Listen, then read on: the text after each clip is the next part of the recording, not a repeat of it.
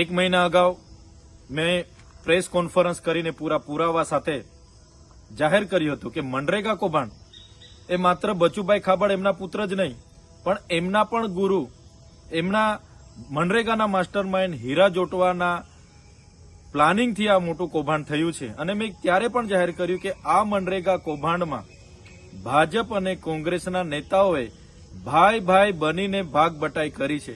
ત્યારે અહીંના જ શાસક પક્ષના એક સાંસદે એમનો બચાવ કર્યો હતો. હીરા જોટવાએ મને ચીમકી ઉચ્ચારી હતી કે ગુજરાતમાં ક્યારે નહીં થયો હશે એવડો મોટો માનહાનિનો કેસ હું ચૈતર વસાવા પર કરીશ. ત્યારે આજે ભરૂચ એસપીએ જે પ્રેસ કોન્ફરન્સ કરી, આજે હીરા જોટવા એના દીકરાની ધરપકડ કરી, એના પરથી સાબિત થાય છે કે હું સાચો હતો.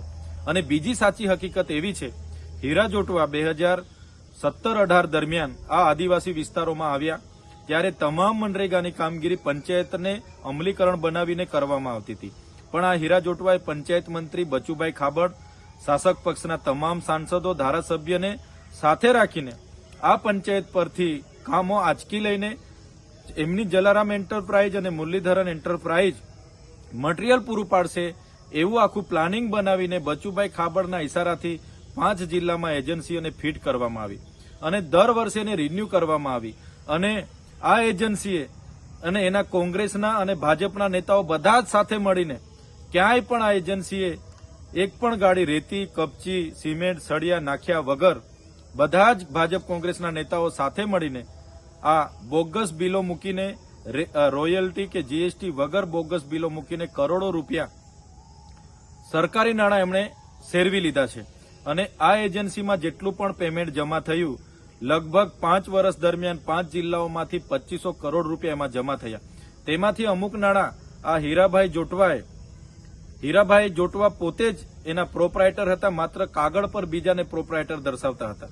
તો આ તમામ નાણાં હીરાભાઈ જોટવાએ કેટલાક નાણાં સ્થાનિક નેતાઓને, અધિકારીઓને અને કેટલીક પાર્ટીઓને ફંડ આપ્યું છે. અને બીજા જેટલા પણ મોટા નાણાં હતા એ હીરાભાઈ જોટવા, એમના પુત્ર દિગ્વિજય જોટવા, અભય જોટવા જ્યારે લંડનમાં ભણીએ છે એમ કરીને ત્યાં રહેતા હતા, તમામ નાણાં અહીંથી વિદેશમાં એમણે હવાલાના પેટે મોકલાવેલા છે. અને વિદેશમાં એક કંપનીમાં એમણે ખૂબ મોટું રોકાણ કર્યું છે. એમને ખબર હતી આજે નહીં તો કાલે કૌભાંડ કદાચ બહાર નીકળે તો આપણે વિદેશમાં જઈને પણ સેફ થઈ જઈશું. ત્યારે મારે સરકારશ્રીને વિનંતી છે, તમે આમાં સીબીઆઈ, ઈડી અને જીએસટી વિભાગને પણ જોડો. માત્ર એસઆઈટી બનાવીને તપાસ ચાલવા દેવાશે નહીં, કેમ કે જો સઘન તપાસ થાય તો અહીંના કેટલાક સાંસદો, મંત્રીઓ અને કેટલાક કોંગ્રેસના દિગ્ગજ નેતાઓ પણ આમાં બહાર આવે એવા છે. કેટલાક નામો બહાર આવે એવા છે, અધિકારીઓના નામો પણ બહાર આવે એવા છે. એમાં ટીડીઓથી લઈને નિયામક સુધીના નામો બહાર આવે એવા છે. એટલે એસઆઈટીને આ લોકો નિષ્પક્ષ તપાસ કરવા દેશે એવું મને લાગતું નથી. એટલે સીબીઆઈ તપાસ થાય, એની સાથે ઈડી, જીએસટી વિભાગ પણ જોડાય અને હવાલાના પેટે જે રકમ બહાર ગઈ છે એને પણ પાછી લાવવામાં આવે એવી અમે સરકારમાં માંગ કરીએ છીએ. સાથે સાથે જો સંતોષકારક તપાસ નહીં થશે તો આવનારા દિવસોમાં આ જે ભાજપ અને કોંગ્રેસના નેતાઓએ કરેલા કૌભાંડોને ઉજાગર કરવા માટે અને રિકવર કરવા માટે અમારે લોકોને સાથે રાખીને કલેક્ટર, એસપી અને નિયામકની કચેરીને ઘેરાવો કરવાની જરૂર પડશે. તો અમે 5 તાલુકામાં ઘેરાવા કરીશું. એટલે સરકારને જરૂર જણાશે તો અમે તમામ લોકોને સાથે લઈને ગાંધીનગર ખાતે પણ અમે ઘેરાવા કરીશું.